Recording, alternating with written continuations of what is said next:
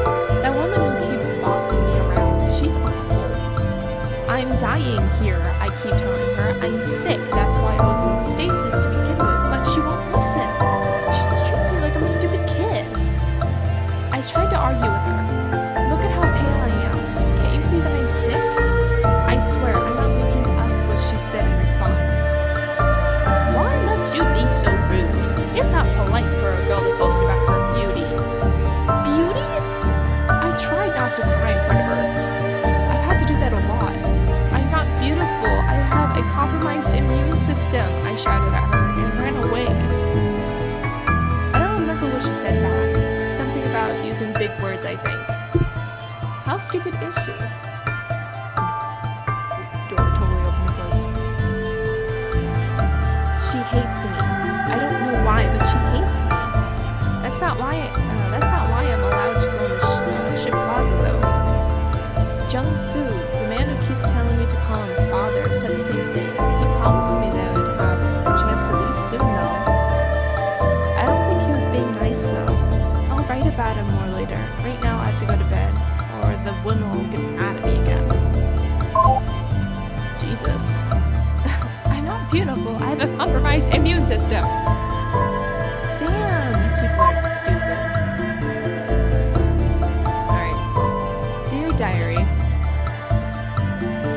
I got in trouble today, but for the first time, it was my own fault. A little bit, at least. I still think sister-in-law was being crazy about it, but I should have known better. Now that I write that it looks ridiculous.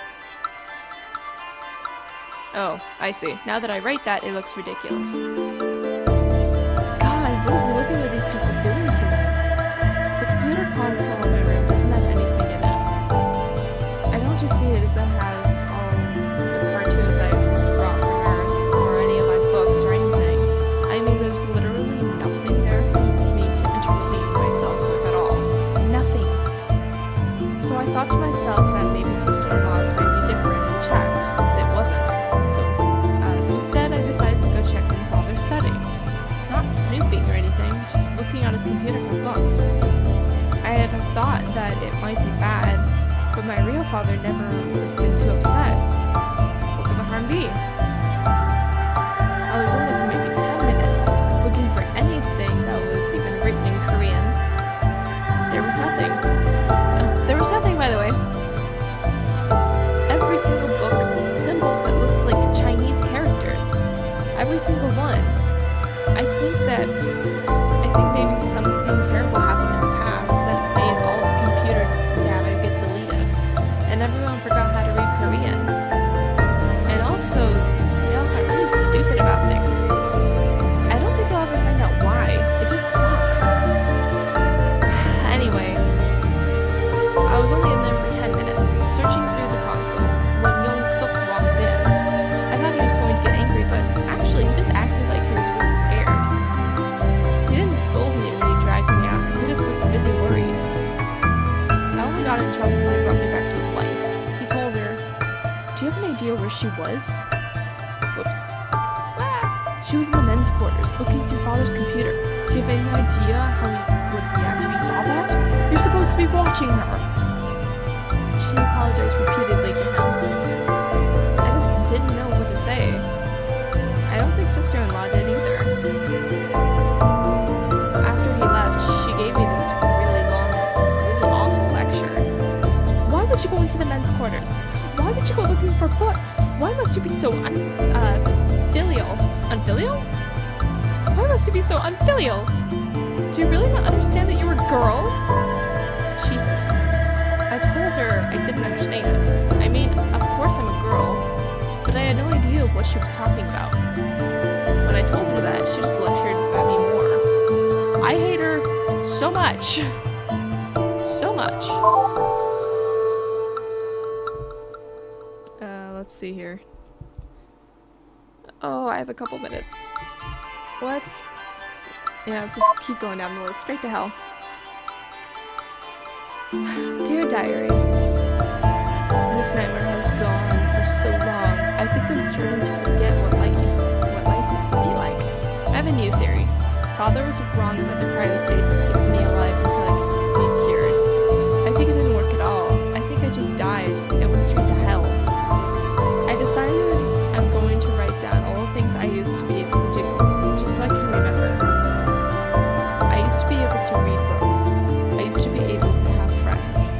used to be able to go to school. Not now, AI.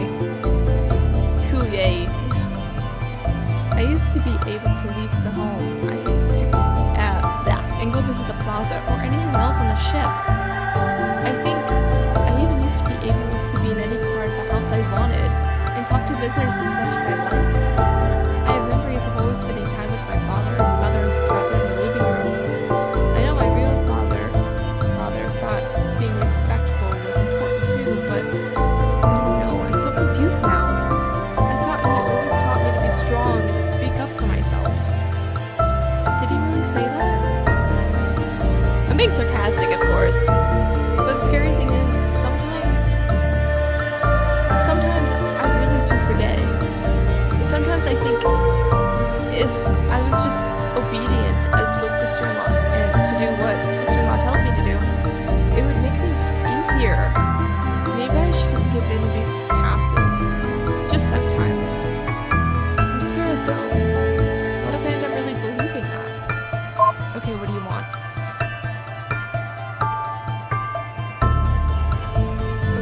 So there's probably one big question that's on your minds, isn't there?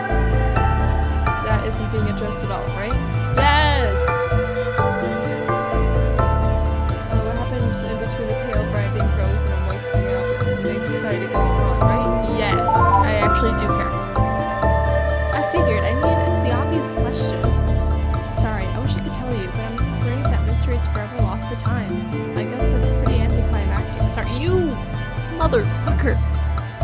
Hunay! I really want to know too. What if a terrible thing happened and this really, really big? But I'm afraid that all of the log data from before the year 1 was wiped, and all the clocks were reset.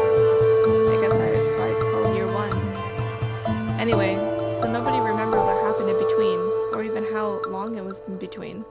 It was hundreds of years, I assume, but I don't really know. So, yeah. Really sorry to let you down there. That part's going to be a mystery forever. There's nobody who could possibly know. You'll just have to take it as a given. Sorry. Oh, you fucking... You're a liar! You are lying to me! You are so lying to me. Okay, I have to think. Mute. He knows! He knows! Say... I'm gonna end this chapter right after this conversation with her. So before you keep going, can I just interrupt you for a couple minutes? Sure. Thanks. It's just, well, you're finding out so much about the Mungunghua, but I know absolutely nothing about where you're from. Oh, fuck. It's not that there's been nobody to talk to for centuries. I mean, I don't like that either. But the ship is all I really know about, and it's been disconnected from all other civilization for so long. So you're from the United Korean Space Probe Agency, right? Or I guess maybe a future version of that? I'll just say yes. Right, of course. What I really want to know is Earth. I mean, I'm sort of aware of it. I know it's the planet we all come from, but I don't really know anything at all about it.